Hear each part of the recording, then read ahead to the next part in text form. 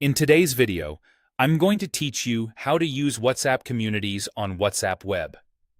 Communities let you organize multiple related group chats under one roof, so announcements and topic-based discussions stay tidy.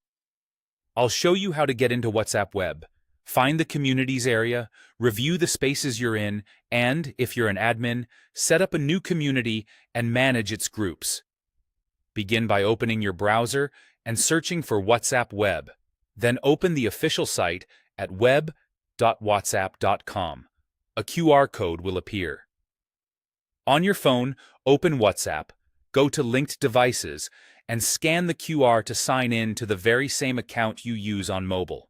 If you see an option to log in with your phone number instead, follow those prompts on the screen.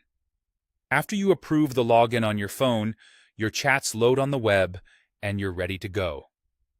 Now look to the top of your chat list. Find the Communities icon. It's the one that looks like three people, sitting next to your profile picture and the new chat icon. Click it, and you'll see a list of all the communities you're currently a part of.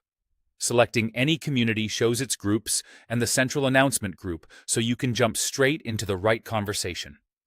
If you're an admin and want to build a new structure, click the Communities icon again and choose Start Your Community, then Get Started.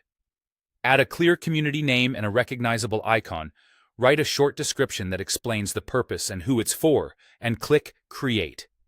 Keep the name concise and the description friendly but specific so members know exactly what to expect. As part of the setup, you can pull in groups you already admin to bring them under the community umbrella. You can also create up to 10 brand new groups directly here, such as topic channels for events, support, or regional discussions. Every community automatically includes an announcement group where only admins can send messages to everyone at once. Use it for schedules, policy updates, or urgent notices, and keep regular conversations in the topic groups to reduce noise.